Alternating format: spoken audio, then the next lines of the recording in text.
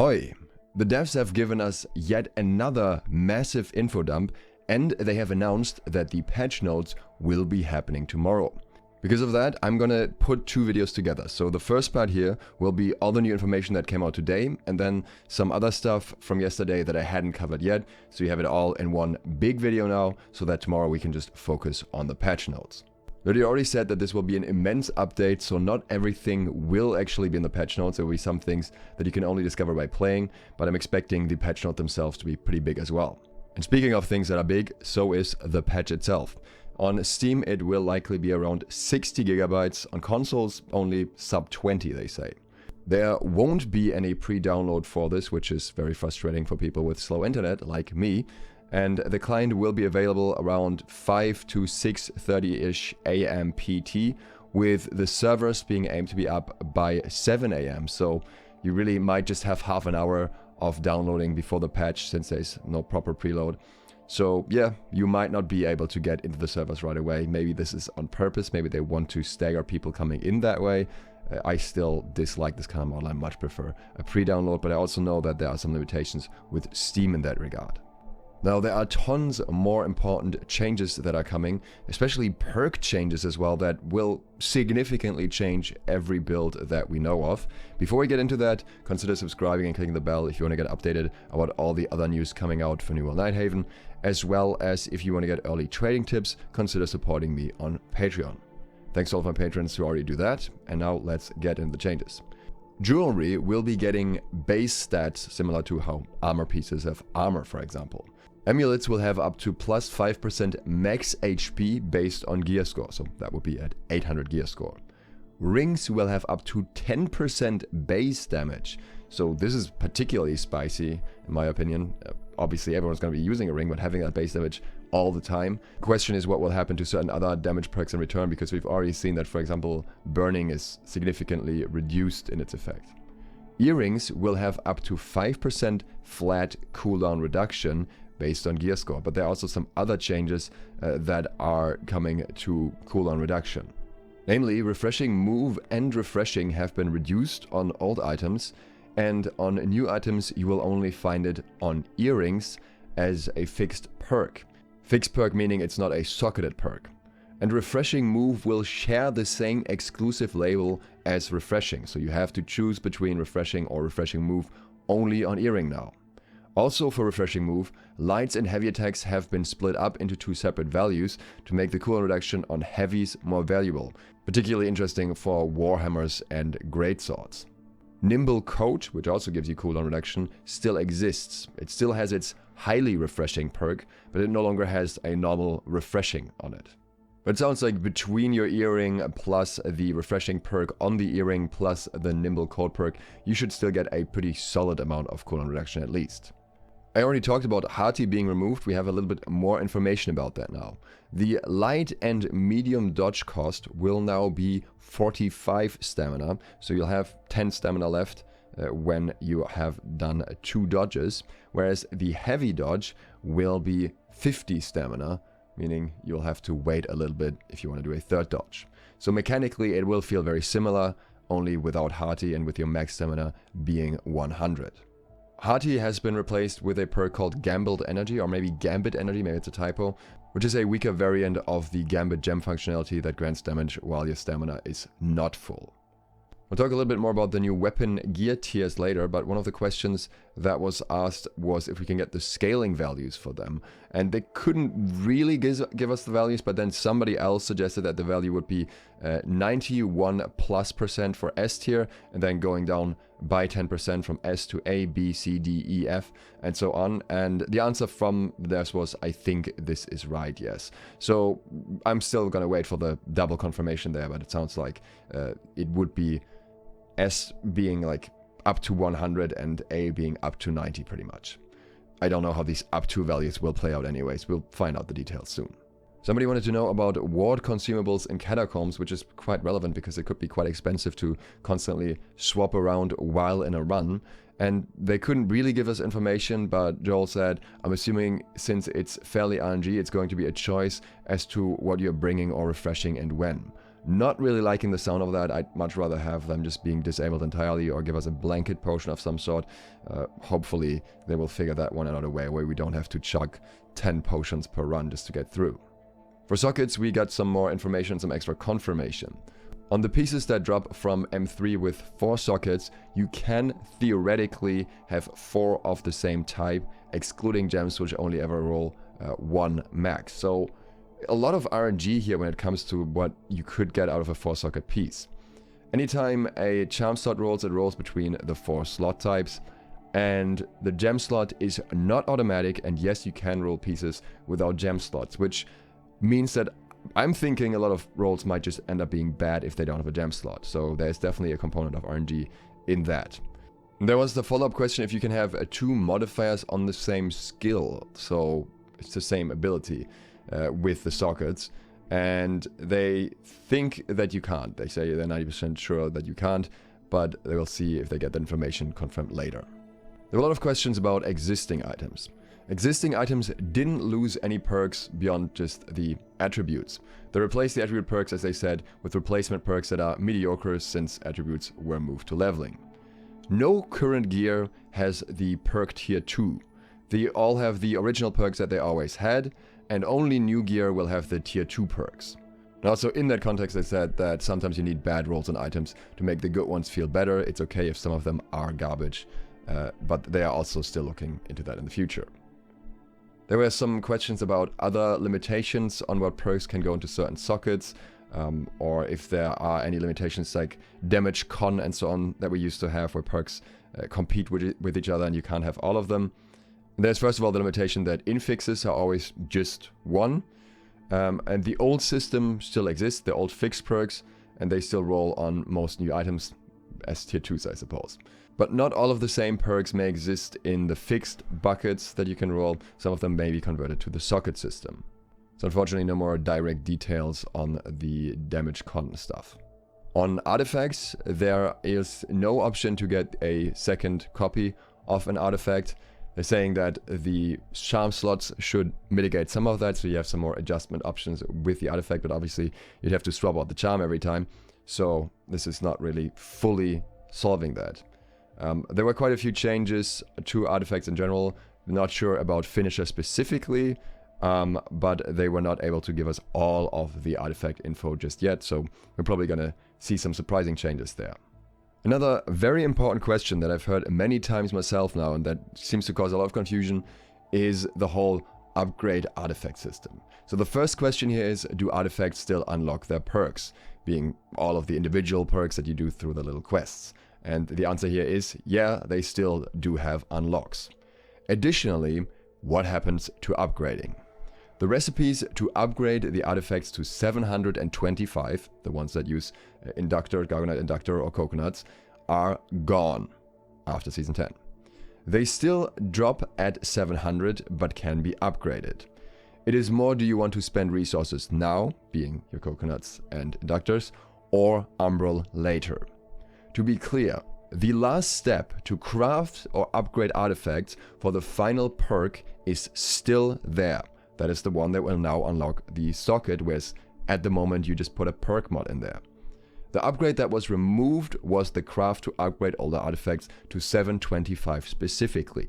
So you still need to do all the quests, you still need to upgrade at the kiln at least once, and then you will unlock the socket. The only thing that really changes is now you're unlocking the socket, whereas previously you'd put a perk on it. And that also means if you're upgrading now, that artifact will very, very, very likely stay upgraded after the expansion drops, after Season 10 drops, and that will just convert whatever perk you put on it into a socket. And since he's saying you're saving the resources now, that would also make perfect sense, because now you can then get those pieces to 725. I've stressed this multiple times now, but I'm saying it again. If you have spare coconuts and you haven't upgraded an artifact at all before, so you still have the quest to upgrade it, then I think this is a good opportunity to make some use of the coconut, because the coconut will not get new uses. And hopefully this should solve all the questions and debate around this topic that we've had for quite a few days now. Now, when it comes to crafting, there was a question if there's any use for perk craft mods in the new system or only pre-Season 10 recipes. and currently the answer is only for pre-season 10 recipes, which means my storages full of craft mods might not be worth very much for very long anymore. There was a question about longevity that I think is always relevant when it comes to New World, especially with how it was treated initially. They want to build a system for loot that layers the content on top of each other and doesn't need to be refreshed every time they increase gear score. The current system means 725 is all that players want, and it makes a lot of loot and gear sources to just be substandard. The new system makes it more about collections and form long chase, since all gear in the new system will stay viable even if they add more. Metas will be a thing, but it's easier to shake up a meta and fill in some gaps of otherwise existing gear that's just missing one thing to make it great, than it is to build an entire new meta by increasing the gear score. There will also be a few other added skins in other places. For example, there will be a new skin set in the PvP track that you can see here, and Catacombs will likely have a few things as well. Another dev mentioned that already. So there's going to be some chase items in that regard as well. And there will apparently also be 2 weapons, so I'm guessing 2 weapon skins to go along with that. When it comes to opening crates, aptitude crates in particular, somebody wanted to know if it's worth holding onto them and opening them after the patch. And Joel said they shouldn't change whatsoever, so you just open them whenever you want. Ultimate trophies. Very important point. Ultimate trophies were initially introduced to be a temporary thing. And somebody wanted to know if they're going to lower the prices for them, and the answer is no. Those prices are fine, they are chase items and are meant to be something you work towards. And when somebody else stressed that ultimate trophies were meant to be temporary, the answer here was trophies are not changing much in the near term, though I do agree there are improvements that can be made here. For now though, there's a long list of other important changes and fixes that we need to make before we get to that part of the list. Sorry. So, from the sounds of it, unfortunately, upgrading ultimate trophies will still be worth it for quite a while. Even going into the expansion, I might finally bite the bullet and just upgrade all of mine, because we've been waiting for a while and it seems like it's not a high priority thing. As for Umbral upgrades, as said before, you will only be able to get your jewelry, weapons and armor up to 800, not the other items, not your gathering tools and so on. The season pass will still have 100 tracks. Your total attributes will be 510 from leveling. On top of that, there are 48 that you get from consumables, and then any bonus that you would get from the attuned leather pants or from the old crown. Now, another conversation was kind of going on while all this info was being put out, and that was with Ainwin and Joel both talking about the mounts. And there's this running gag about a Ghost of Turkulon mount. There was even a little image for it and whatnot, where Ainwin is being a bit cryptic about it. Somebody asked her, you floated that Ghost of Turkulon mount with all that feedback surely, and she was like, I will neither deny or confirm that I've been part of pushing a lot of the recent skins. And since Joel also responded to it, I'm like, okay, what's going on here? Don't know what that means exactly, but just throwing it out there, who knows what we're getting. And Ainwin was also asked if they're considering adding cloaks, and the answer here is they've considered it, but they have no plans beyond the leaderboard cloaks at the moment. No plans for name change tokens either. If you made it this far and you haven't yet, consider subscribing and clicking the bell. We're now gonna move on to the other part. There might be a little bit of repetition here. I'm gonna delete most of it just to give you all of the info that's out so far. So there's gonna be a fair bit of extra info coming after this. Now the first thing is information that is especially important for those coming back.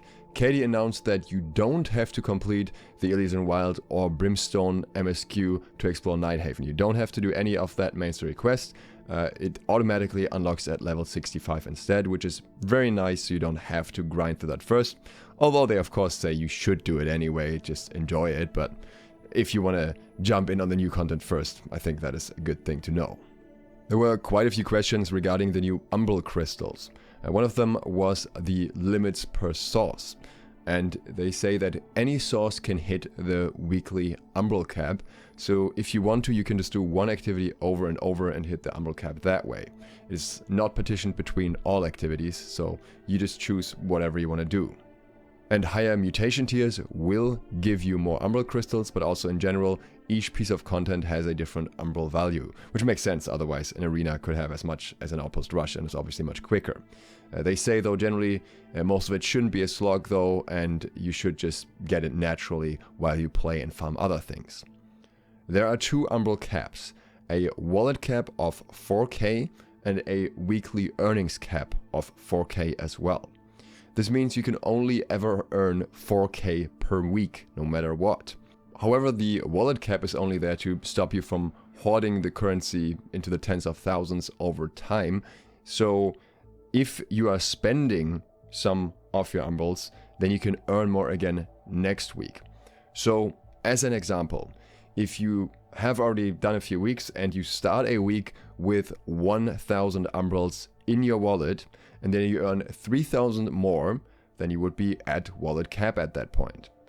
If now you were to spend 1000 umbral shards of those 3000 you earned, then you could earn an additional 1000 more, and only then would you reach the weekly cap and no longer be able to earn umbrals.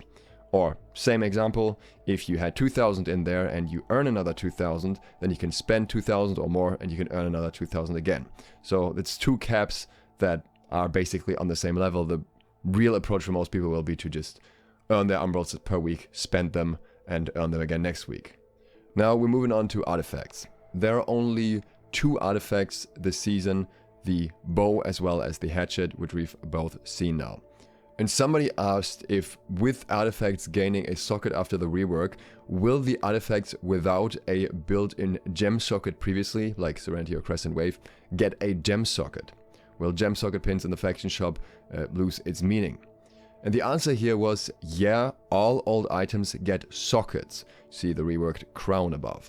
Artifacts should generally follow that format old and new. Now, there is a bit of confusion here because the question was specifically about gem sockets and not sockets. And yes, all of the old artifacts are getting sockets, but no, as far as we've seen from the screenshots, not all of them are getting gem sockets. So Abyss, for example, won't have a gem socket, and I would imagine that would also be the case for these other ones. They will just have an offensive socket, for example. When it comes to the new perk charms, somebody wanted to know what is needed to craft them and the new gear. They said they'd been stocking up on prismatics, but they don't know if that's useful. So what Joel answered is that mostly the perk charms will be using new resources that you can't obtain yet, but they will also be using chromatic seals, this is the case for the charms, and a very small amount of existing resources. And then he added onto that he forgot to mention the crafted gear, which takes matrices, so this is at least one of the places where you will need some prismatics, although it's unclear if the gear itself is also crafted with prismatics. But he said the above statement, the first one, was really for charms. When it comes to craft mods, somebody asked what will be made of the attribute craft mods. Will we be able to salvage them for gold? The answer here was they will be nuked from the orbit, and no, you won't be able to salvage them for gold. That is rough. As somebody who has been stashing a lot of those, hoping that they would at least gain some degree of value, if they just get outright removed with no compensation, that would hurt. I don't think they should give much compensation because they were pretty cheap and easy to get for a while. But if they're just gone, without anything in return, that's rough considering they were at least a couple gold for most people who bought them. The problem, I suppose, is that they have been accumulating since as well with not enough sinks. But just give it a little bit. Also going to be interesting what's going to happen to all the even older craft mods that were converted into attribute mods, if they also all just get nuked or if something else happens to them. When it comes to old gear, question was if any old item will just be deprecated and unusable in Season 10. The answer here is gear-wise, no. But attribute mods, as noted before, yes. You can still craft the old recipes, so perk charms, the non-attribute perk charms, are still there for the old system. But then again, the question is, do you want to still craft old perks when there's a tier 2 perk for pretty much everything from what we've seen so far? I would think that most of the tier 1 perks will probably be weaker, unless there are some weird outliers or ways you can stack them. Existing items will not automatically go to 700 gear score. However, you will still be able to craft them up to 700 gear score, the same way you did before at the gypsum kiln, for the named items at least. So there will maybe be some use cases for those if they have really interesting perks, but they will not automatically all turn into 700 gear score. And another question was if the perk buckets are the same or if you can do illegal perkers like Frigid Dawn. This was referring to crafting as far as I understood it.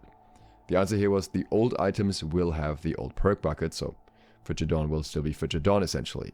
New items will have new perk buckets.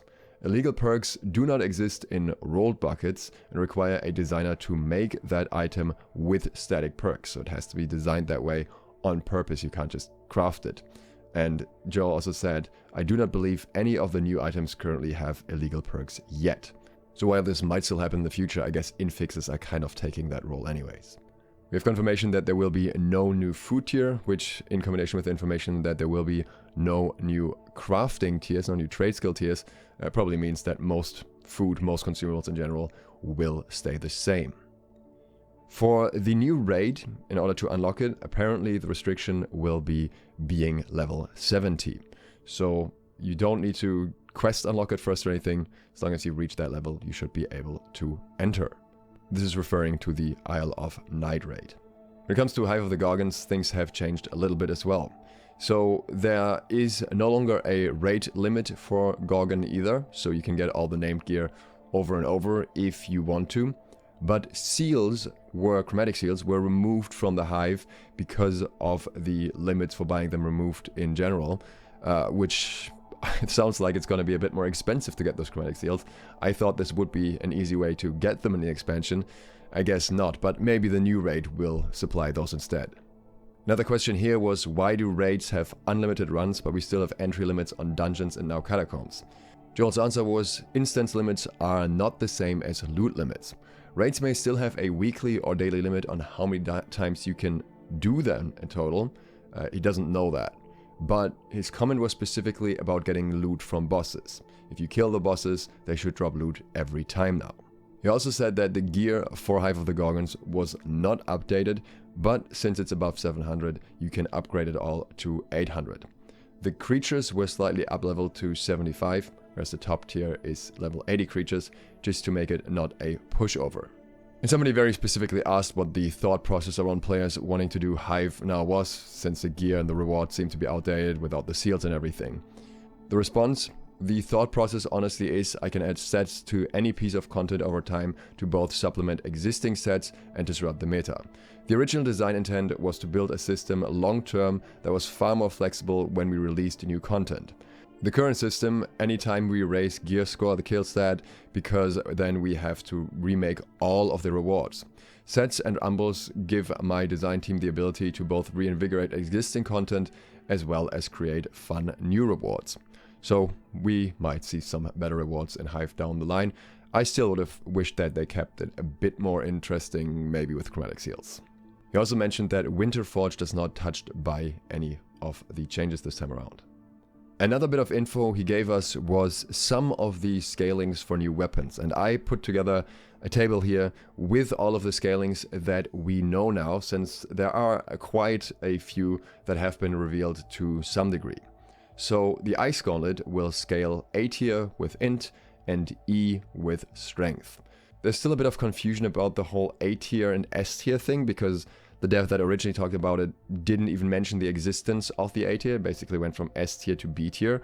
So I'm not sure which ones of these actually scales. It might be that S tier scaling is 100% scaling and A tier is 90% scaling, or A tier is actually the 80 to 90% scaling that he referred to as B tier. A little bit unclear. I'm going to assume that we're probably seeing around 90% scaling for A tier, and E tier would be around 50%, I think. The Warhammer scales A tier with Strength and E with Dexterity. The Hatchet scales B tier with both Dexterity and Strength now, so an even split. The Bow actually has S tier scaling with Dexterity and then E tier with Strength, so it has overall better scaling than, for example, the Ice Gauntlet or the Warhammer. The Flail has A tier scaling with Strength and C with Focus. Greatsword scales B tier with Dexterity and B tier with Strength as before, now an even better match for the Hatchet through that. The Firestaff scales S tier with Intelligence and E tier with Dexterity. That was actually the first one we saw from the attribute screenshot. For the rest of the weapons, we do not know the scalings yet. You can see here which perks they are going to scale with, but we don't know what the values are. I will complete this table over time as more information gets known. We got some additional info from Katie. She said, due to the verticality of the new zone, there are a number of pre-made camps and sanctuaries to bind inside the structures, but not a lot of places to make a camp along the MSQ. So being PvP flagged will be something akin to an Iron Man mode. So that's going to be interesting for those of you who are planning to flag. I am still thinking back and forth on that, but I might do the flag depending on how chaotic it gets. The New World status also announced the other day that world transfer cooldowns have been temporarily set to 24 hours for the week leading up to the Season 10 launch. After Season 10 begins, transfer cooldowns will be set to 30 days again. If you found this info useful, then consider subscribing and clicking the bell. And if you'd like to support me further and get early trading tips, again, tons coming out at the moment, then consider doing so on my Patreon. Thanks to all of my patrons who do exactly that, and thank you for watching. Dewsloth, out.